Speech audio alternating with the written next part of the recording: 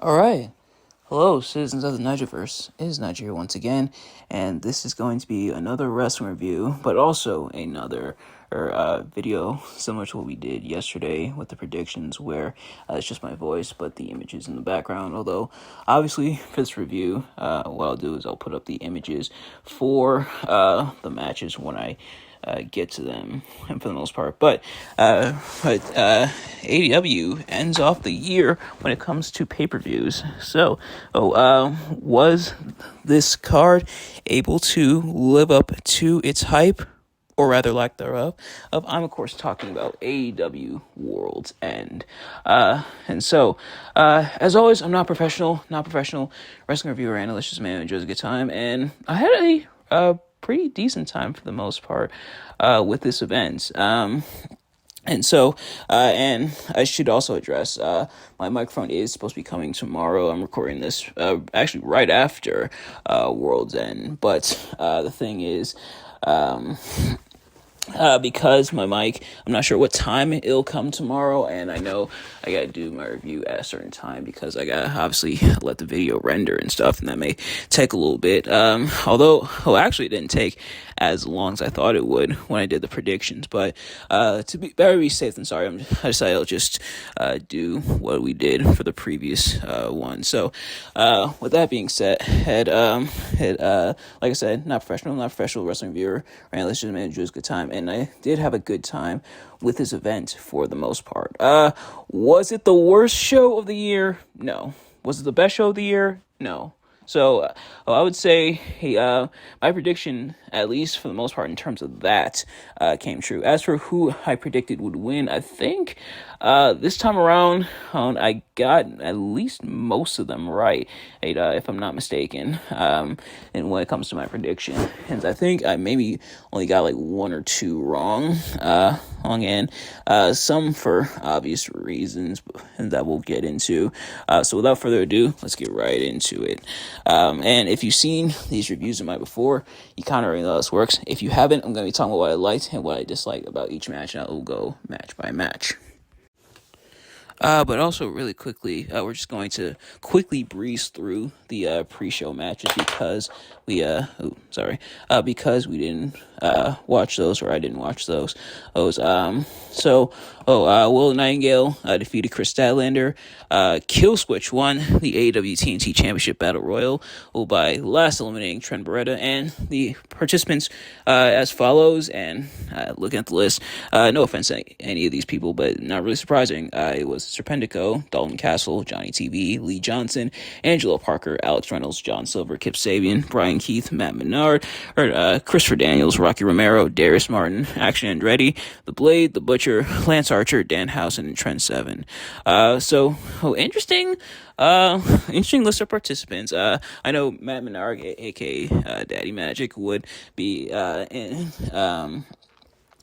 do commentary for our opening match, which we'll get to. But otherwise, just like I said, mid to lower card guys in this match, and Killswitch ended up winning. So that was the order of elimination that I described. The list I just read off, and obviously Killswitch / Luchasaurus won that match, I should say. And then Hook defeated Wheeler Yuta to retain the FTW Championship. All right, so the first match we have up is the 8-man tag team match.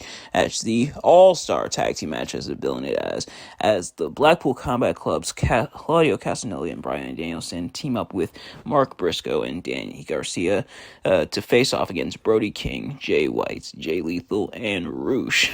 And the Blackpool Combat Club, as well as Briscoe and Garcia, end up getting the win. Decent little match, even if it literally almost makes no sense. They kind of try to explain it away, like some of that cross appeal kind of storytelling. I don't know if that's the proper term for it, but kind of that kind of like that intermingling, I would say, of storytelling resulting from the Continental Classic, because all 8 of these guys were in the Continental Classic in different leagues and stuff. So kind of So kind of using that to try to justify this match's existence pretty much. But otherwise, it's not a bad match. It's just kind of out of nowhere. And like I mentioned, Casanoli, Danielson, Mark Briscoe, and Danny Garcia end up getting the win here. Some tension at the end and between Danny Garcia and Bryan Danielson. So we'll see where that leads. And of course, Matt Menard on commentary, as I mentioned before. So kind of going back to that. So congrats to them on the win. It's just kind of a weird sepsis match. Like, the match was fun for the most part, but just kind of a weird setup. But the other thing of note is that the feed cut out. Partway through the match, the feed did cut out for this one, and at first I wasn't sure if it was a Bleacher Report issue, but the stream was still fine. Like, people were still able to type in the comments and stuff, which the comments on Bleacher Report are there's something. All right, they're definitely something, but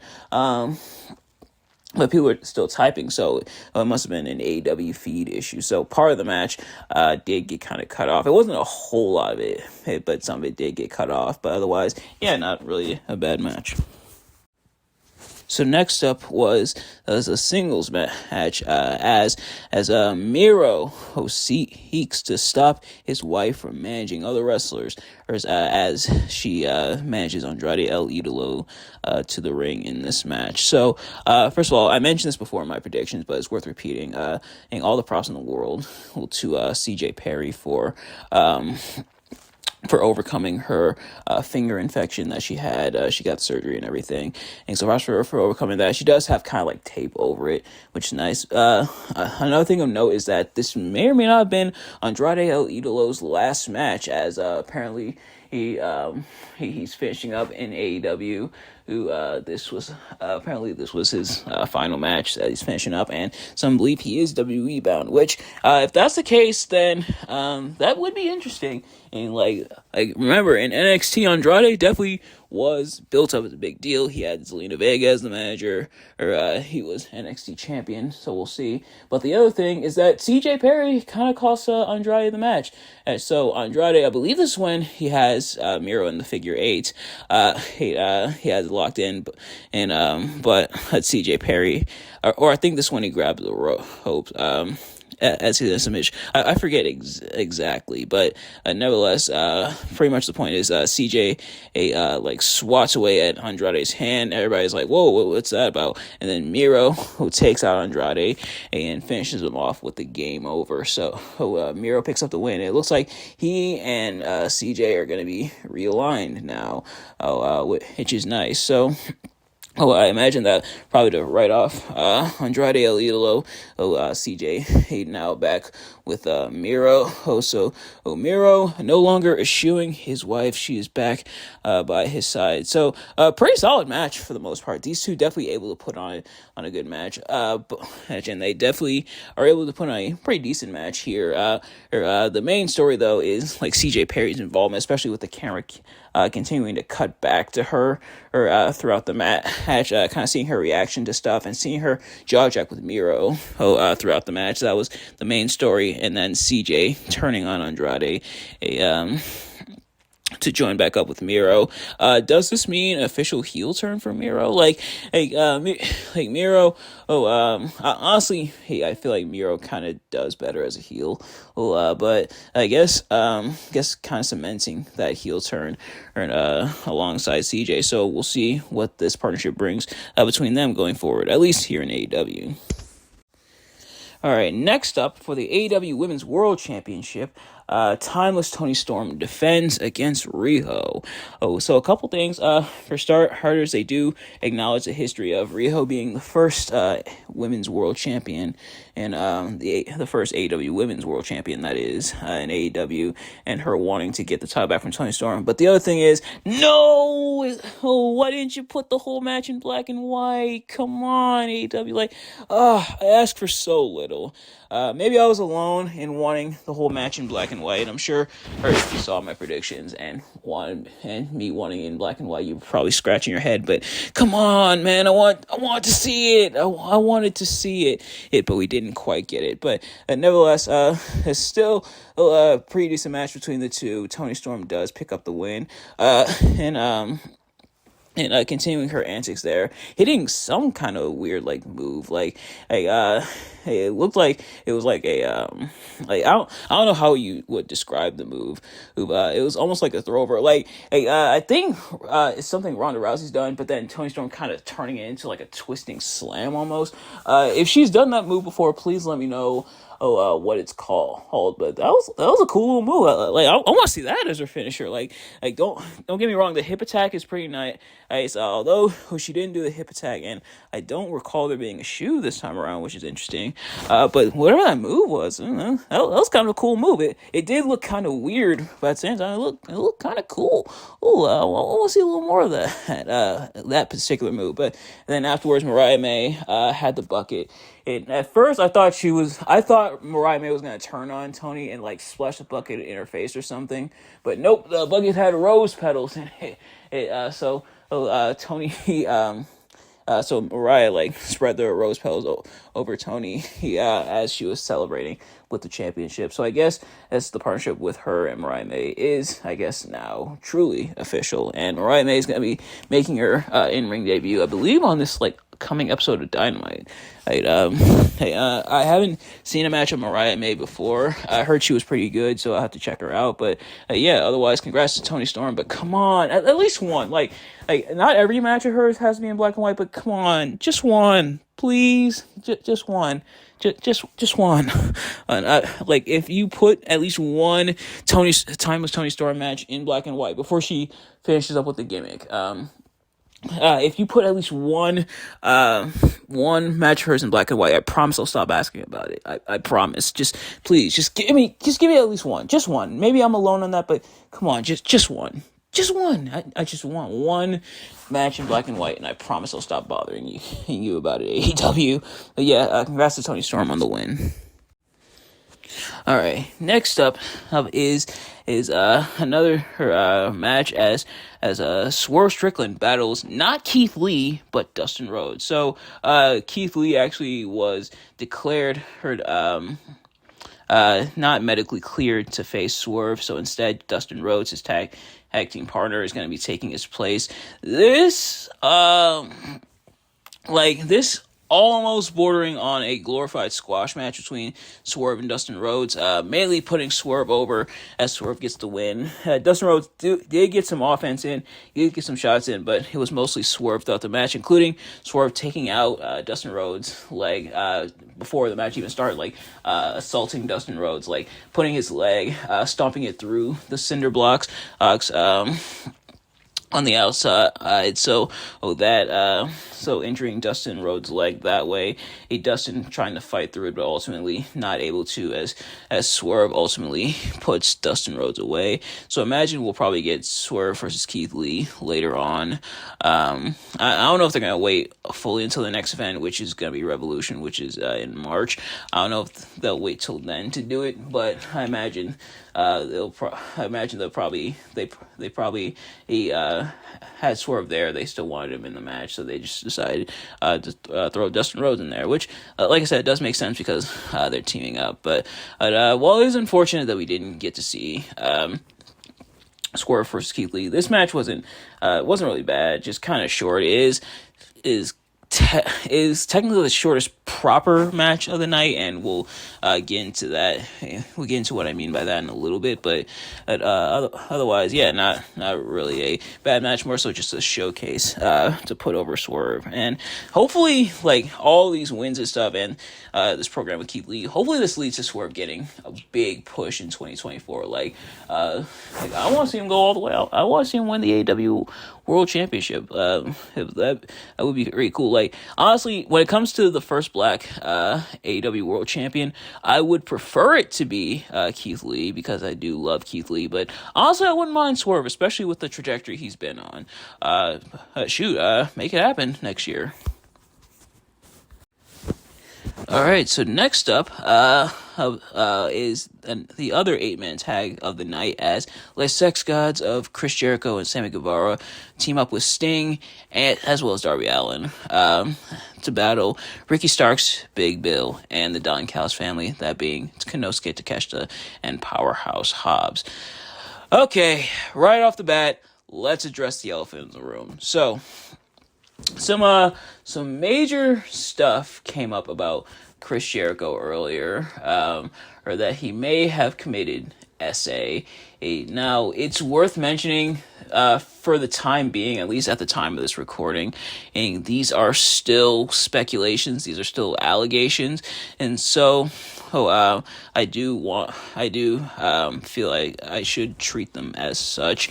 But even still, it's so far not a good look.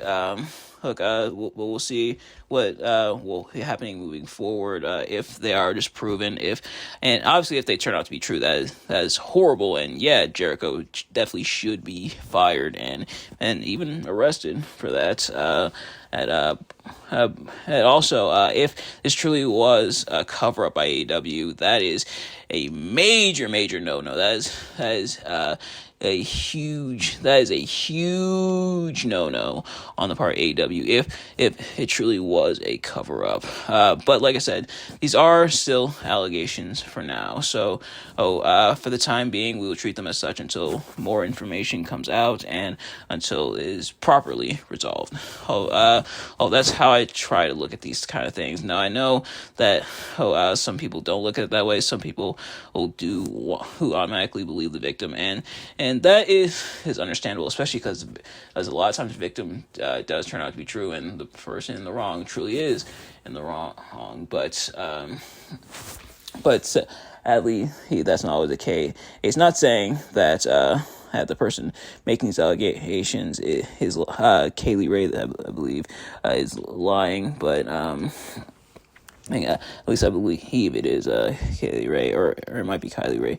I'm gonna look it up, but yeah. So these are still allegations for now. So I will treat them as such.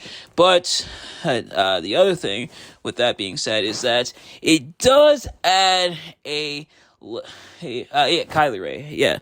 So the other thing is that it does add a little bit of awkwardness to this match. The fact that this is coming out and Chris Jericho's still in this match later that day, and his team gets the win, like it is still, there is still that awkwardness about it. Like, even though we are awaiting the results, seeing what AEW will do when it comes to the situation, there is still that level of awkwardness about it, about the whole thing. And somehow he even brought a NDA sign, and there was even some NDA chants, within. In the crowd out tonight, so that was kind of funny, but at the same time, the situation is very heartbreaking situation. But the other thing is, we'll try not to let it affect the quality of the match. Like obviously, what's going on with Jericho and the allegations that is existing within its own bubble. We're just here to talk mainly about the match. The match itself was okay. Between the two 8-man tags, this one I think was definitely the weaker of the two, who is still kind of weird. So I got a little extra context as to why Sammy Guevara is here teaming with Jericho. So he was turned on by the Don Callis family. He apparently Sammy Guevara's son was, as in the painting that was gifted by the Don Callis family. So Sammy Guevara was a no about that. Don, buddy, you gotta stop screwing your friends / associates over with these paintings, man. Jeez. But nevertheless, not really I wouldn't call it a horrible match. There was a few kind of awkward moments in it, but otherwise not really a bad match. Just kind of if this was just a tag team match, like Jericho and Guevara versus Ricky Starks and Big Bill for the tag team championships, I think that probably would have made for a better match. And obviously nothing against Konosuke Takeshita and Powerhouse Hobbs or Sting or Darby Allin, especially not Sting and Darby Allin, of course, but adding them to the mix, did make the match a little bit unnecessary. But ultimately, Sammy Guevara gets the win. And I do like having them at least having some continuity when it comes to Ricky Starks and Powerhouse Hobbs was in there, and their kind of former relationship turned kind of bad blood because, of course, last year Powerhouse Hobbs turned on Ricky Starks after Ricky Starks lost the FTW championship to Hook. So I do like them acknowledging that. They don't treat it like it doesn't exist, but it is kind of strange in that regard. Or like the setup to this match is admittedly a bit strange. Like, I get they probably wanted to fail safe. They probably want to wait until Kenny Omega is back. From the diverticulitis is I believe it I believe that is how it's supposed to be pronounced. I think I pronounced it wrong, but Kenny Omega, of course, is still battling the diverticulitis, so I imagine they probably want to wait until he's healthy to do the tag team title match. But you probably just could have had a non-title match. Like this was a very weird setup. Honestly, if this was like Chris Jericho and Sting and like teaming up against Ricky Starks and Big Bill, I think that also would have worked. But if you wanted to get Sammy Guevara in there, you probably could have found a better way to do so. Like, I'm not against Sammy Guevara. I like Sammy Guevara, but like him coming back to Chris Jericho after having just like turned on him was pretty weird. I can tell it definitely was last minute.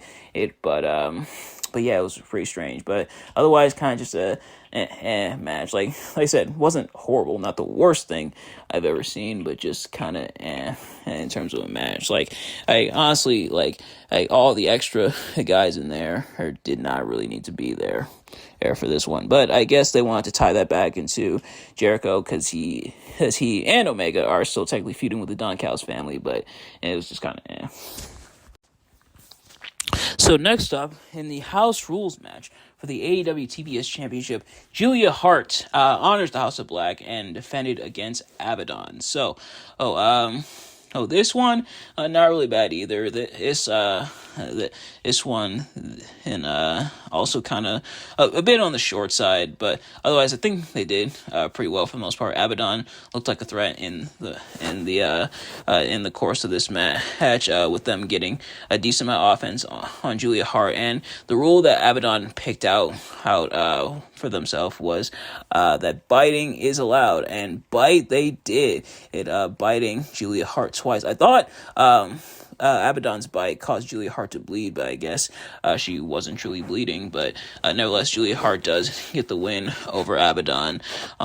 Sky Blue does show up and does kind of help out as well. Hell, and it was funny with Sky Blue like interfering on behalf of Julia Hart, or just for her to run right into the ring, but Abaddon just walked right out and just grabbed Sky Blue. Sky Blue, you gotta be faster than that. Come on, but nevertheless, Julia Hart does pick up the win and retains the TBS Championship there. So congrats to her on the win. So next up, for the AEW TNT Championship, in a no disqualification match, and technically we have like two matches here back to back, but they're pretty much part of the same segment, so we'll just group them into one. Christian Cage defends the TNT Championship against Adam Copeland, and of course he's flanked by a Mother Wayne and the Prodigy Nick Wayne. And so Adam Copeland and Christian Cage obviously been feuding up to this point, in a very bitter feud, dude, and it's culminating here at least it's supposed to. And they definitely put on a really solid match. It's decent amount of physicality and brutality.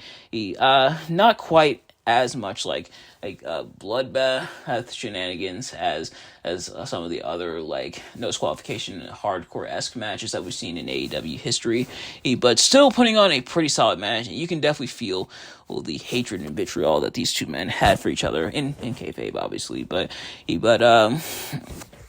the thing is some pretty cool spots, including a flaming table spot with Adam Copeland powerbombing Nick Wayne onto it. I was waiting for the spear, but I guess once you get older, you learn probably not to do that again, because of course they reference when Edge and Mick Foley fought, because Edge or Adam Copeland, I should say. Honestly, I might interchange between the two, either that or I might just call him Edge. But when Adam Copeland came out, he had the gear from his match with at WrestleMania 22 against Mick Foley, which they pointed out on commentary, which we will get to. But then that I think that pointing out on commentary, I think, was a dead giveaway as to, oh yeah, by the way, you remember that match? Yeah, you remember how there was a flaming table there? Well, there's gonna be a flaming table here, and guess what? There was a flaming table. They set, so obviously, the table set on fire. They doused the table in the lighter fluid. It is Nick and Mother Wayne dousing the table in the lighter fluid and set it on fire, and it actually goes out. I didn't even know tables could do that. I thought once the fire was on the table, that was it, but it did go out. But then Adam Copeland pours more on there, or sets the table on fire, and then puts Nick through it. So you see, Nick, that's how you light a flaming table. Well, so the table set on fire, and Nick Wayne powerbomb through it, and ultimately Adam Copeland able to put away a Christian Cage. Each of them going back and forth. They brought out tables, they brought out a ladder, and they brought out chairs as well. Of course, Ed and Christian, the innovators of the TLC match. So definitely able to show off some of that TLC there. And Adam Copeland wins the TNT Championship from Christian Cage.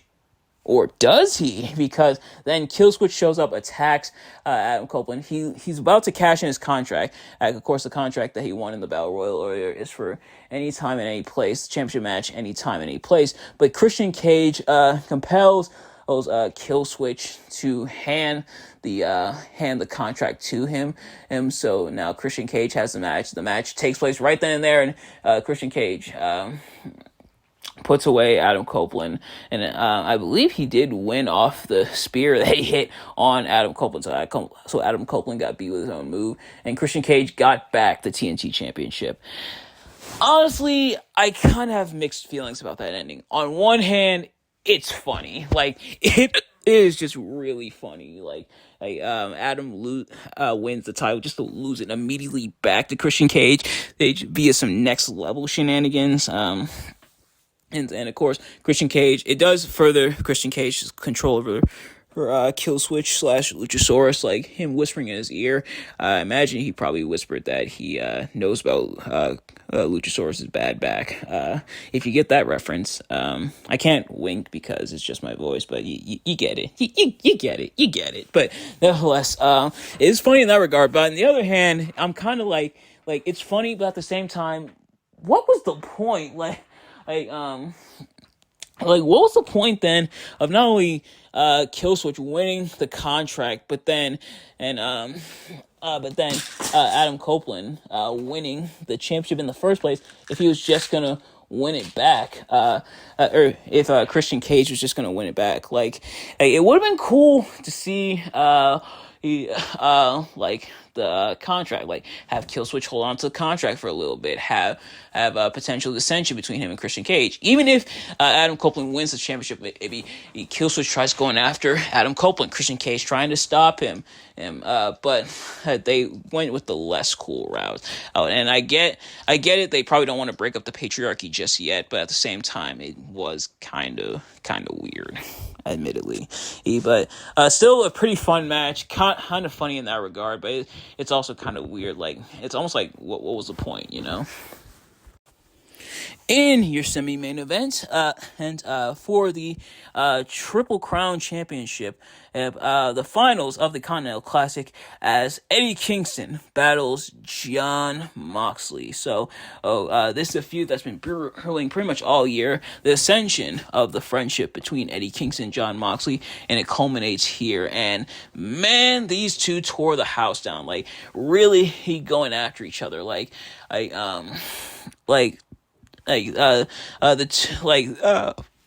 previous match was fun because of a lot of the brutality with the weapons and stuff, but with these two, they told the brutality in the ring, all the strikes and chops and stuff. Eddie, he really lighting up Jon Moxley. Eddie Kingston fighting against the grain, proving he's more than just a wrestling bum. And Moxley going after him as well. Although I will say, Hey, like I'm trying to figure out whose kick pads were weirder, Eddie Kingston's or John Moxley's. Like John Moxley looks kind of weird with kick pads. I'm just gonna say, like I don't think kick pads really suit him, but maybe that's just me. And Eddie Kingston and had the yellow kick pads, and he had the tribute shirt, I believe, to Mad Kurt, who passed away, I believe, yesterday.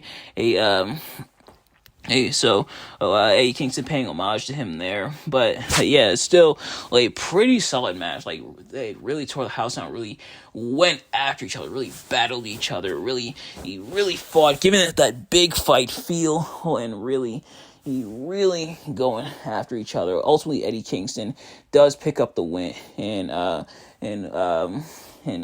finally gets that win over John Moxley, which they almost kind of gave away because they mentioned that Eddie Kingston had never beaten John Moxley, which was almost kind of a dead giveaway.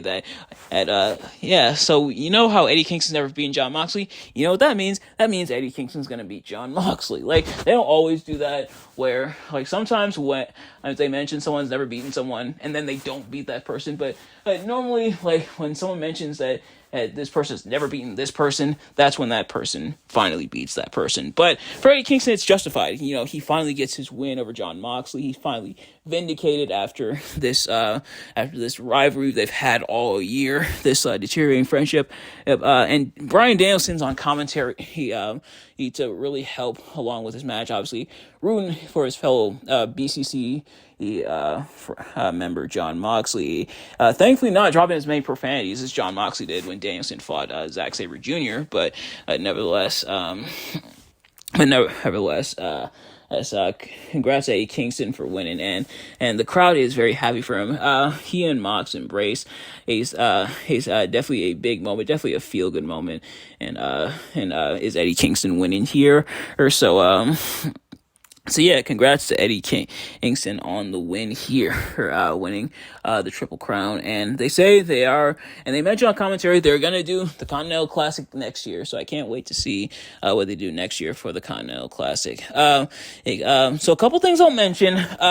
For starters, like mentioning, I will first mention the design for the Continental Classic Championship.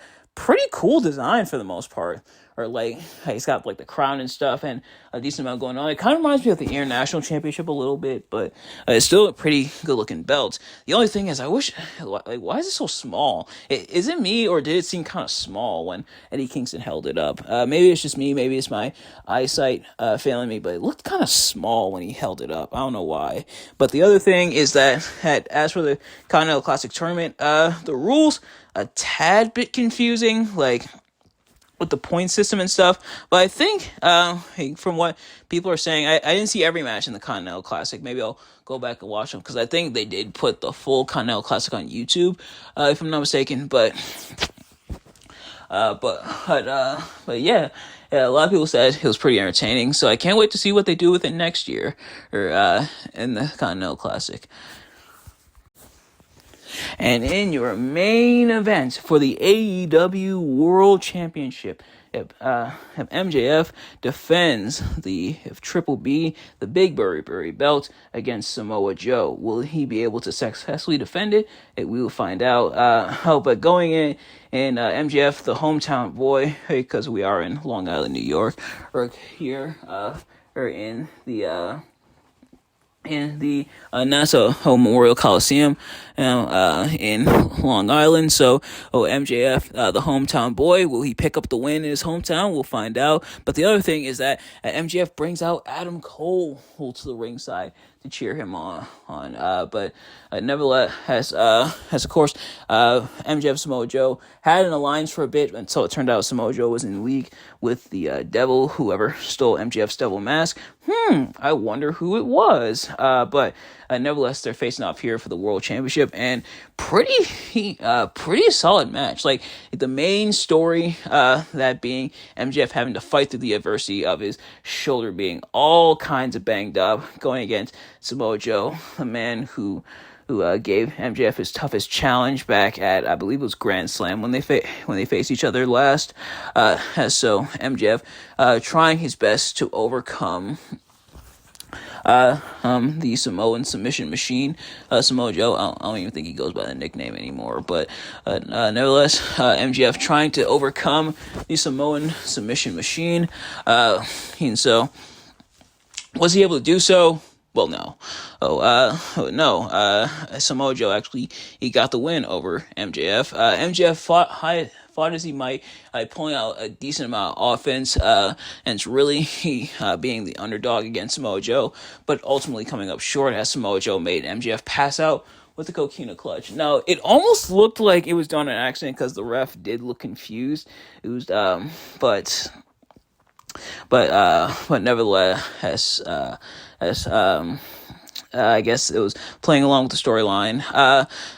But yeah, not bad action between the two. Like MJF fighting through his shoulder and everything. Really bring it to Samoa Joe. I think done better than say him and Jay White, because Samoa Joe did get a decent amount of offense, including not just the muscle buster from Samoa Joe on the ring apron to MJF, with MJF going bad shoulder first onto the apron, but then Adam Cole's reaction afterwards. Now that reaction from Adam Cole, that's probably the next wrestling meme. I'm calling it. That's like, that face is the next wrestling meme, like the next major wrestling meme. Like, hey, obviously we've had our ones with Kurt Angle, we've had the Carlito saying Santos Escobar. We had the Judgment Day meme. That one, I'm calling it. I'm calling it.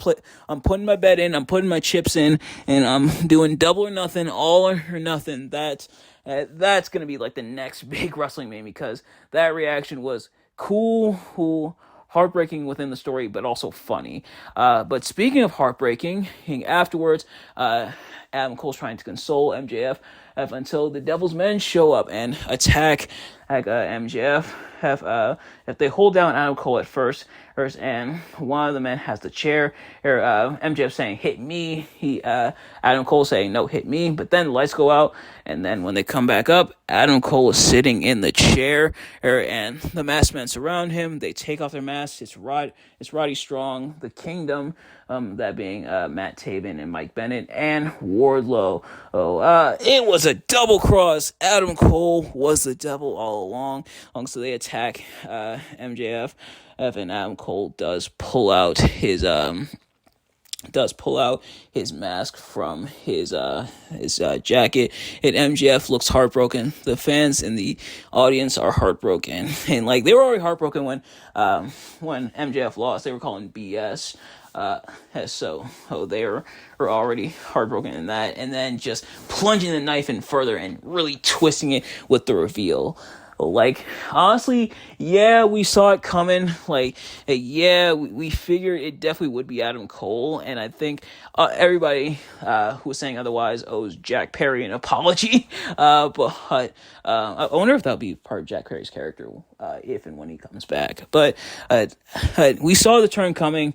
But man, it still hurts. Like, the red herring at All In, with the turn not happening there, just to say for a bigger, more heartbreaking turn later on. I think it was really well done and really well executed. And even though people saw it coming, people still reacted. It still got the reaction that it deserved. Like, it was heart-wrenching seeing the only true friend that Max seemed to make in Adam Cole being the one to turn on him first, after MJF truly had changed, turn over the new leaf, just for his demons, and to finally catch up to him in the form of his own best friend, his own brochacho. So some stuff they have to work out logistically. For example, Adam Cole essentially losing the Ring of Honor World Tag Team Championships to his own men, but at the same time, man, like we said, we still saw it coming, but man, it still hurt. So we'll see where they go from the storyline there. I imagine MJF may or may not take some time off because he is pretty banged up. But also, man, what a hell of a title reign from MJF. Like now that it's over, now Samoa Joe's AEW World Champion. Which, fun fact, now that Samoa Joe is AEW World Champion, he is the first man to have held both the AEW World Championship and the AEW TNT Championship. So he's making history there. But now the title's off Max. Give that man a vacation. Like, he's definitely earned it with a lot of the storytelling legwork. It hasn't always been the best, but man, he's definitely earned a break after this. So I'll definitely give that man his break. But man, what a twist! Like obviously we saw it coming, but man, it still hurt, and it stung hard. Like that's a very good twist, and hopefully this is the twist. That will lead to interest in AEW once again. Like, I don't think I said it on camera, but I thought to myself, like, the reveal of whoever is behind the devil mask who stole MJF's mask, as once they're revealed, I think that will be the thing that really turns AEW's fortune and drives interest back into AEW, and it looks like that may be the case. They just got to keep the momentum going from this turn. Will they be able to do so? We will find out. Alright, so that was AEW World's End. Not gonna lie, with the way the card was set up and how a lot of stuff felt last minute, plus the fact that it was pretty much so close to the end of the year, or that everybody already kind of wrote it off because it was kind of just like one last pit stop, at least for AEW, who people are already having their like year end and predictions locked in when it comes to AEW, who already having that locked in, and this show kind of had an uphill battle to fight, but otherwise not a bad show. Like I said, was it the worst AEW show of the year? No. Was it the best AEW show of the year? No. But otherwise, still not bad for the most part. Pretty solid. If I had to pick the strongest and weakest match of the night, the strongest would definitely be the final three matches, that being the TNT Championship match, the Continental Classic Finals, and the AEW World Championship match, for three completely different reasons. Like for the TNT Championship, that brutality and physicality between Adam Copeland and Christian Cage, and kind of the funny / like weird twist of Christian Cage gaining the TNT Championship back from Adam Copeland after Adam had just won it. Crazy that had Adam Copeland and was cashed in on, not just in WWE, but now in AEW as well. That's crazy to think about. And then Eddie Kingston and Jon Moxley for their physicality without weapons, and that sweet vindication of him finally not only beating Jon Moxley, but becoming the inaugural Continental champion and winning the Continental Classic, winning the whole shebang. And then the World Championship match, not just some of the storytelling, but also that 1-2 punch of MJF losing the World Championship and his best friend, and all in the span of a few minutes. It's so I think those three matches are definitely the strongest. As for the weakest, I'd say probably I would definitely say the 8-man tag between Jericho and Guevara, Sting and Darby Allin, and Ricky Starks, Big Bill, and the Don Callis family. So that 8-man tag, I say definitely the weakest, unfortunately. But nevertheless, that's going to do it for this review. And that is the last video that we have for the year 2023. The final review, and final video for the year. And man, what a year it's been. And we've seen the best of things, we've seen the worst of things, and it's not just in pro wrestling, but in a lot of aspects of life. But nevertheless, thank you all so much for watching. I hope you enjoyed. If you did, please do me a favor: like, comment, subscribe, share with your friends, turn on post notifications so you know every time I upload a video, so you can see as soon as it drops. Let me know in the comments what your thoughts on the video. And as well as AEW World's End. Did you like the event? Did you like my review of the event? Let me know. Hopefully with my mic coming technically today, because it's 1 in the morning as I'm finishing up this recording. Hopefully what might come in today, we should be back on schedule, but if not, then we will continue to do kind of what we're doing here with just my voice and the images and everything. But let me know what one you guys do prefer, and do you guys want to see more of these types of videos? Do you prefer these types of videos, or do you prefer like the regular type of videos I do where I show both my face and my voice? But nevertheless, thank you all so much for watching, and I will see you all in 2024. Peace.